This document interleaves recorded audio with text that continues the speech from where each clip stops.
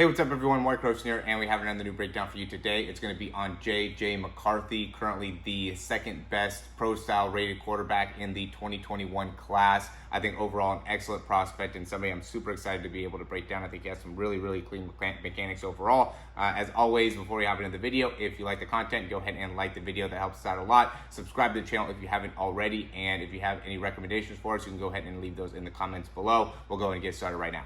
All right, so J.J. McCarthy, he's a really good-sized quarterback, 6'2", 195 pounds. He just transferred to IMG, and I'm excited to see him once he gets into a little bit more of the national spotlight here. And it's always good to be able to, do these breakdowns on some of the young up-and-coming quarterbacks in the world. And I definitely think that he's one of those types of guys. One of the things that stands out to me is just how smooth of a load he has, how snappy of a load he has.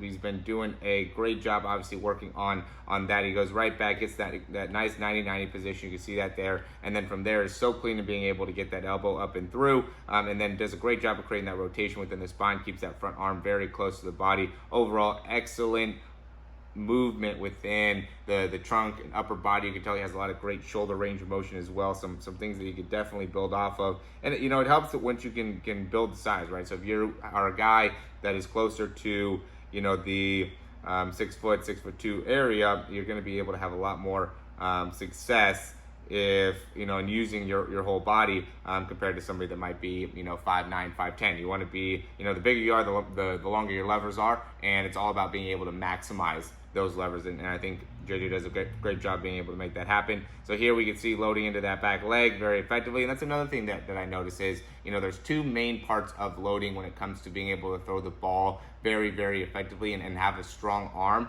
One of it's going to be the load in your upper body, and the other one's going to be in the load in your lower body. So he loads into that back leg, and he pushes, gets that rotation there. And I see this a lot with guys where right after they get that rotation within that back leg, get the hips to start rotating around, very soon after that is when the ball comes out of their hands, right? And so you can see that he's another example where he gets that foot down, he begins to rotate, and then from there uses that rotation within the hips, the push off within the back leg, and that initial spine rotation to really fling that elbow forward and through. You can see this is just another really good angle of being able to see how he's generating his force, right? So see how when he gets to that last step, how well he's able to load into that back leg. This is a really important thing that I think a lot of people miss out on, is when you get to that back step, you really want to allow yourself to absorb into it, allow your weight to be able to transfer into that back leg, and then from there, push off, and you can see how well he gets that hip extension, right? So when you push off, it's not like a just going through the motions type of a movement. You really want to be able to push off and really get a lot of extension out of the hip, a lot of force out of the ground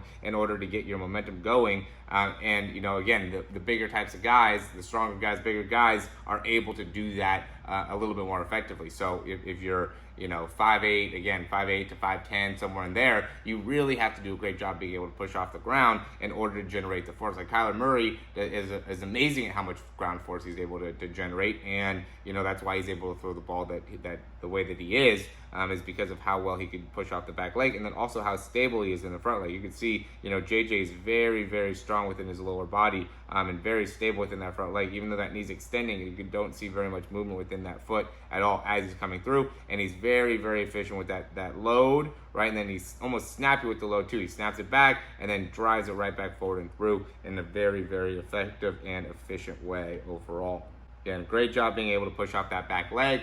Great job being able to be nice and stable within the front leg, and there is going to be extension within that front leg, right? So the fact that he goes through, a good amount of extension there is something that we're all gonna go through, right? So he ends up being very kind of downwards in his, he bends the knees, is a little bit low, and then as he goes through the throw, you can see how he raises himself up during the throw, which is an important part, especially the deeper the throw. You're really going to want to be able to raise yourself up, and that's a big part of being able to maximize your overall technique is how well you're able to kind of raise up as you're going through.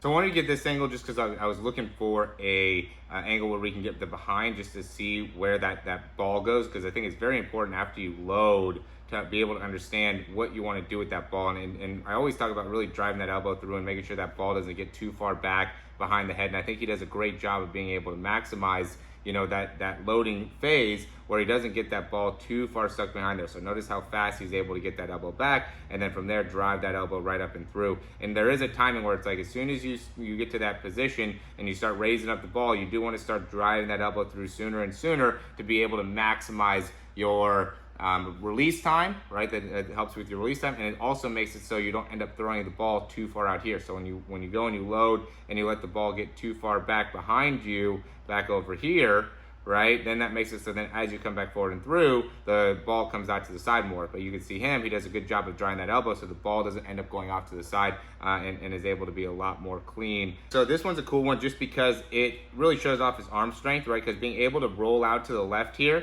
and then be able to then turn the body, get the body around and be able to throw the ball really on a line as you're going across the body. It's a great way to almost yourself just test how much arm strength you have and how well you're able to put the ball on a line by being able to kind of load or roll out to the side and then be able to throw a 15-20 yard throw across your body. I don't necessarily always recommend this type of throw because it's a pretty dangerous throw overall, but it is a good way to be able to test what type of arm strength you have. Rolling out to the left and being able to throw the ball on a line while the receiver is coming across 15-20 yards will really give you a lot of information about, you know, what your overall arm strength is, and maybe if you need to correct your elbow position, your wrist flick, things like that will be super beneficial, and being able to do almost just like a self-assessment there in your throw. I mean, that you could tell that he definitely didn't put as much on there as he typically does, but he also still put a lot more on it than a lot of people do. So, you know, excellent overall arm strength, a top prospect in this 2021 class. Can't wait to see him when he goes to Michigan and continuing to follow him as he goes into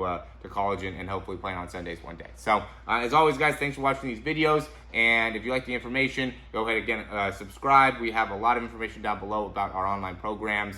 We have a 7-day trial that we're doing, or if you're looking to get set up with the program, go ahead and send us an email. We'd be happy to help you out. We have a whole bunch of things that we do within our program. We do training, we do footwork, we do improving your throwing power, overall throwing mechanics. There's a lot of great benefits that you get. We even do nutrition in there as well. So yeah, I think we could really help you out with some of the things that we have within our program. And as always, thanks for watching these videos, and we'll talk to you soon.